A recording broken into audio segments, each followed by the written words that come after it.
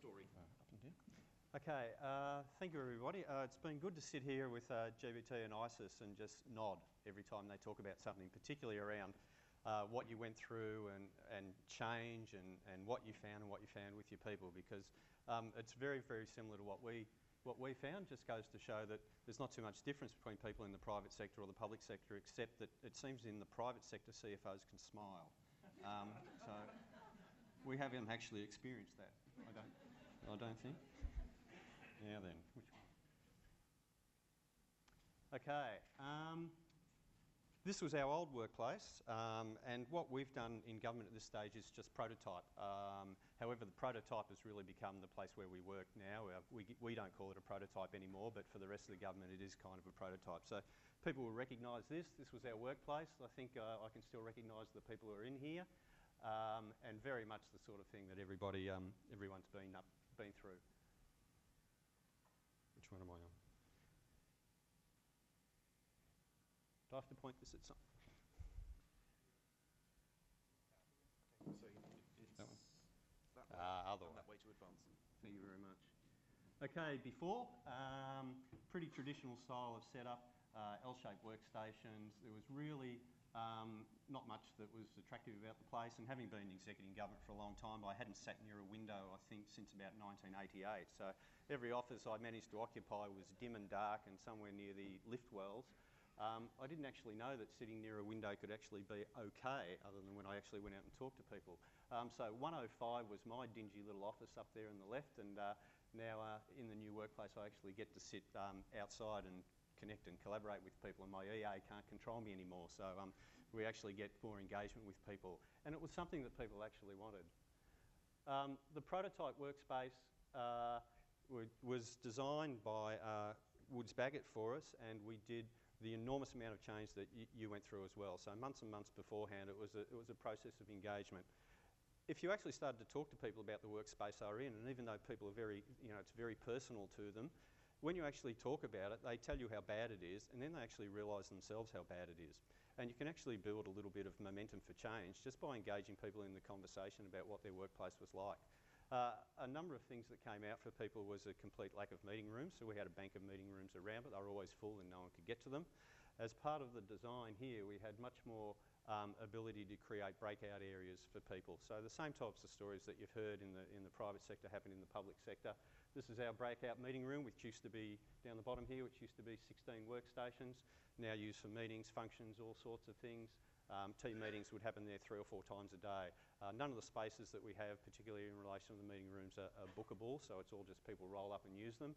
And as part of our prototype, it's only one part of our organisations that's done this. So we find drifters coming in from other parts of the organisation who actually want to come and use the space, and we're very welcoming.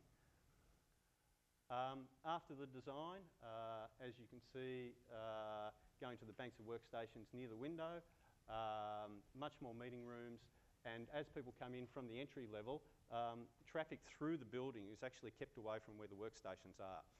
So it was a really deliberate design feature to make sure that our meeting rooms and our breakout areas were actually used as shields, so that visitors weren't actually disturbing people who were working at the workstations. We actually got pretty well the same number of workstations, maybe a few extra from what we had, but we ended up with 5 meeting rooms and 2 quite large breakout areas, plus went to something called wireless technology, where people could actually just come and touch down and log in remotely from the place where they work normally, if they were in between meetings or things like that. And that's what's happened since the design. What we did is we actually started this as an IT project. So we'd gone to government and we'd spoken about the fact that every department in the Victorian government ran its own IT shop, and we found that even in the CBD there were 27 data centres for Victorian government, most of which were housed in things that were never designed to be data centres. So all sorts of issues with power and cooling and those types of things. So government was quite convinced to consolidate all that and invested quite a lot of dollars into bringing one IT system to government. When we said to that, we said, well, the next opportunity there is actually, there's a few other opportunities, and one is accommodation. And if we wanted to have another look at that and see whether there was anything in it, then we could. So we started work with Russell Harvey having a look across our portfolio and how good or how bad it was, and it wasn't particularly good. and DEGW, who actually I think spoke to quite a few people here probably in relation to what contemporary design was looking like. After that, in looking at the way forward, we started to talk with James Corder and his team at Wards Bagot about, well, what could government look like? What sort of design or standards could we actually put in place for government to move to over a period of time? And also with RMIT's Urban Design Institute, we started working with them on a set of standards and guidelines for government moving forward. This was our ETS program that government had signed up to.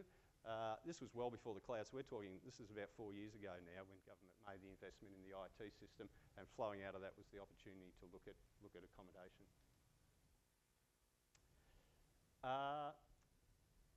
Once again, if you have to look at that big picture up there, that's actually in our budget division in Treasury, and it looks no different today from what it looked like then. So as I said, at this stage we're still a prototype mode for all of government. Government won't actually move to new types of designs in relation to this until there's major refurbishments or moves of government accommodation. So not making a massive investment of doing this all across the portfolio at this point.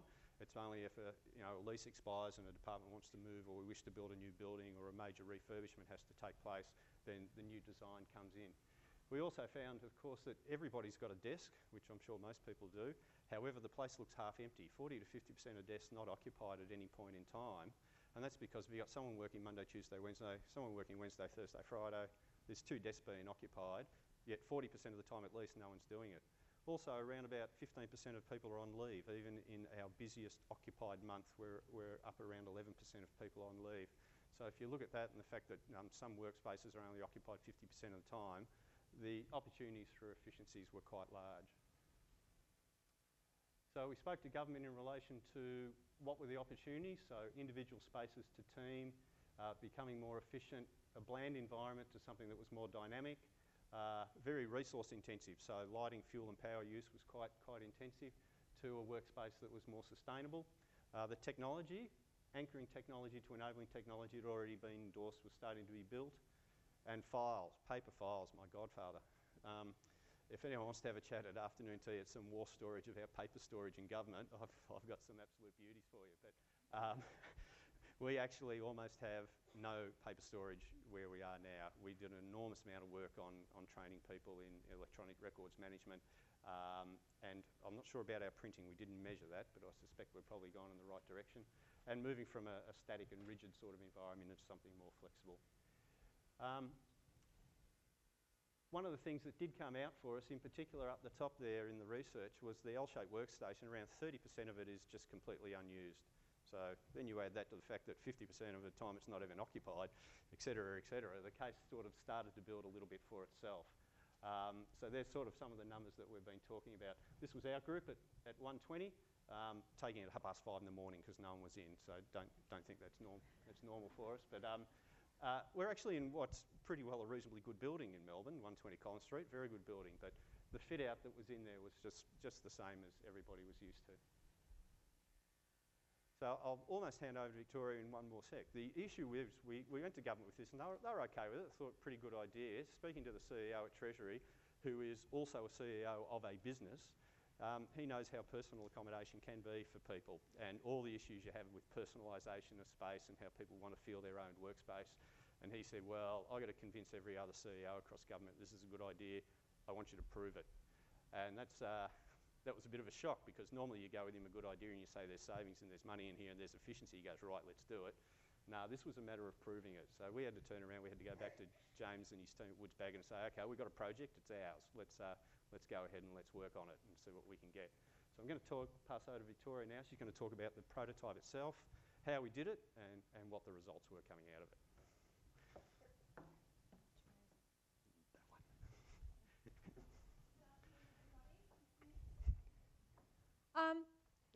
For government, it was really about savings, and I think that just following on from what Steve said, that the savings are really about the reduction of floor space per FTE, reduction of fit-out costs, reduction in power savings, and reduction in space savings. So that's when we started to get some interest, when we could actually demonstrate that.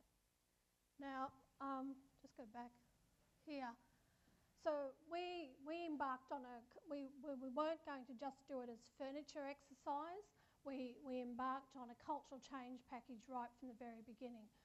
Our team was already asking for more technology, more collaborative spaces. We're strategic planners and policy people. We need to be able to talk to each other and connect.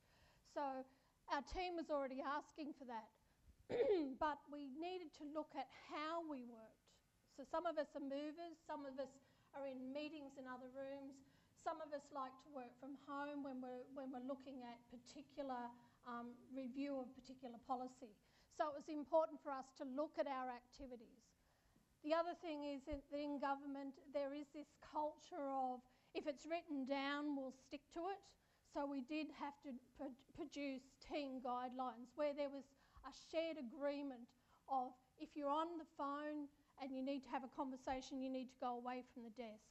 If you are getting involved in a nutty issue and you're at the desk, there was an agreement that you would go away from that desk area. So we had team guidelines. Lots of culture workshops. We spent lots of time talking about the different ways people operate, how to manage by how to manage by outcome, and that was integrated into our performance management planning. We worked, it probably took us from the time that we decided to do it in July till we moved in September 2009 we're talking about. We'd already had a strategic planning process, but it took us 3 months to do that cultural change. So we had big bins in the office, people walking around championing, how's your paper going, so that sort of stuff. We had a working group and we had project champions. The sorts of questions people ask them, and we've had this with all the visitors to the site as well. The questions are basically the same. How do you personalise? What do you do if someone's sick? You've got a lower petition. What about OC health and safety? How do I know where you are? I'm not very good at electronic documentation. The questions were basically the same, and always we had the sort of set answers. Noise did go up a bit at the beginning because we were more sociable. I was listening to Elizabeth and Richard earlier. Yes, people were talking and communicating and, oh, you do that. So there was a greater engagement, but that calmed down after the sort of the honeymoon period of about 6 months. We did evaluate it. We did a post-occupancy review. We did a health, safety and environment review. And we did look at as I said earlier, our performance management stuff. There were some issues around monitors and chairs with people that had back problems. We did encourage people to own and adjust their own chair. We did bring in ergonomic specialists for people who had particular problems. What have we achieved? We have got a sign-off on the 15 square metres to 12 square metres across government. As Steve said, that's mandated, but it's not implemented. It's implemented by lease renewal or a new refurbishment. So we're not saying to everybody, you've got to do it now. We have reduced the fit-out costs from $1,400 to $1,100. That's excluding ICT. Everybody got a laptop. One thing I would say for bike riders, you do need to have a lighter. Our catalogue, the laptops weren't as light as some of the bike riders would have liked. 40% reduction in energy. So we've basically taken out every second strip of lighting, and going from the PC to the laptop, we've reduced that energy, and that's really all it was.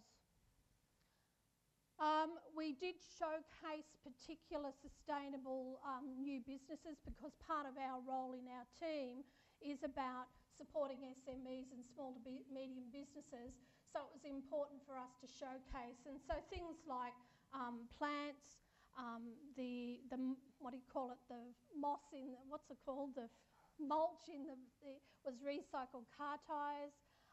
we did have soybean rugs on the floor. So we did try to do, and obviously low VOC paints and that sort of stuff in the fit out as well.